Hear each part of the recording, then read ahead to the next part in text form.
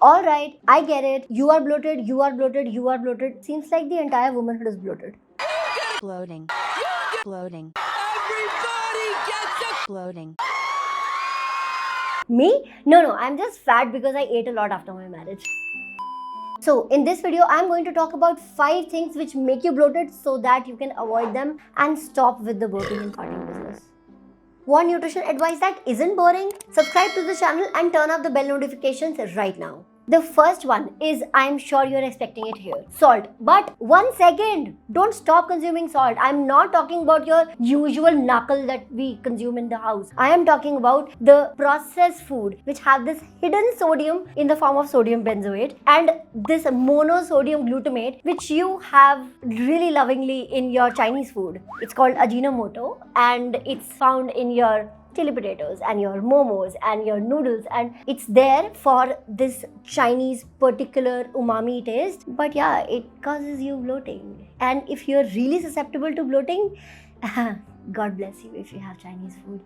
Do you have to completely stop consuming Chinese food? Well, no. You can try and consume it, make it in the house. And if you are consuming it once in a blue moon, it's not going to cause any problem. But if you have a sensitive gut and if you commonly face bloating issues, then of course it will cause problems with you. So do not torture your body like that, okay?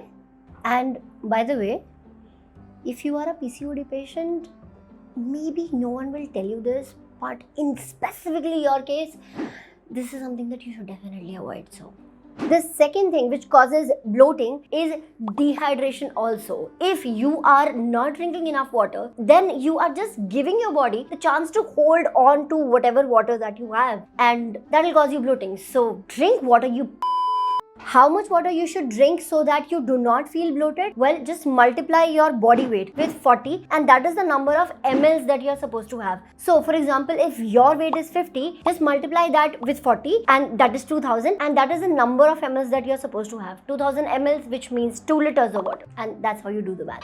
And if you want to know how a clinical and sports nutritionist loses weight, then come to my Instagram. I'm sharing everything about my transformation journey there. I hope you'll enjoy.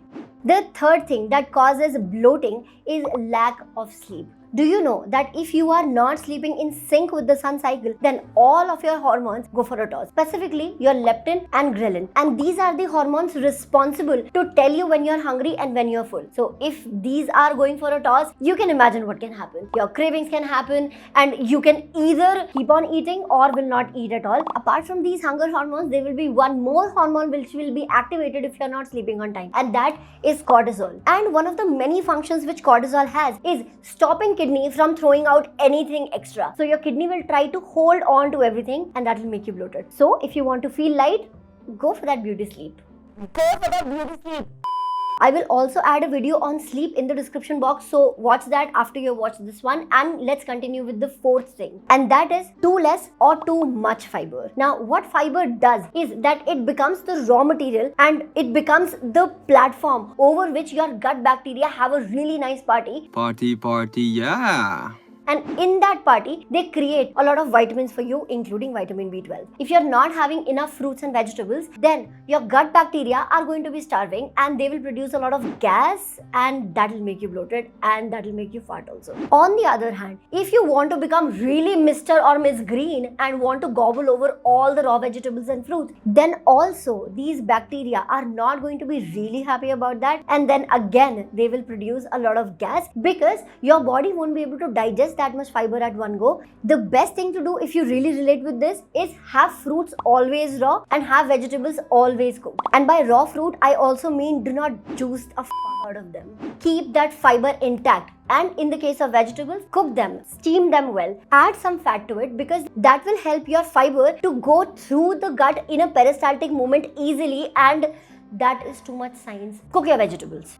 And the fifth thing that can make you really bloated is not properly cooked heavy legumes. Is having chickpeas and kidney beans always kind of painful for your gut? Well, very high chances that you are not cooking them properly. The right way to cook these is firstly soak them overnight, and make sure that you are not using that same water in which you soaked it overnight because you want to save the B group vitamins. B group vitamins are anyway heat labile, so when you cook anything anything, B group vitamins are lost. In fact, all the vitamins are heat labile. We do not eat cooked things for vitamins. Vitamins are found only in raw things. So your fruits are going to fix your vitamins. From these legumes and all the things that you cook, focus on fiber, focus on your minerals like calcium, iron, because they are heat resistant. They won't be destroyed when you're heating. So keep your priorities clear. Fruits for vitamins, vegetables for minerals. Okay? Coming back to the legumes. So you soak them overnight, you throw that water away and then cook it really well with the digestive spices like cumin, like garlic, like ginger. The reason why these things can get really heavy on the gut is because they have a lot of anti-nutritional factors like saponins, and that's again a lot of science. Soak them and then cook them properly with the spices, okay? If you are a first time visitor on my channel, thank you so much for coming till this point, and if you did, please let me know in the comments by typing potato. And if you want, you can also come say hi on my Instagram channel to me, and I'll see you next week. On Instagram, I'll see you every day. On YouTube, I'll see you next week.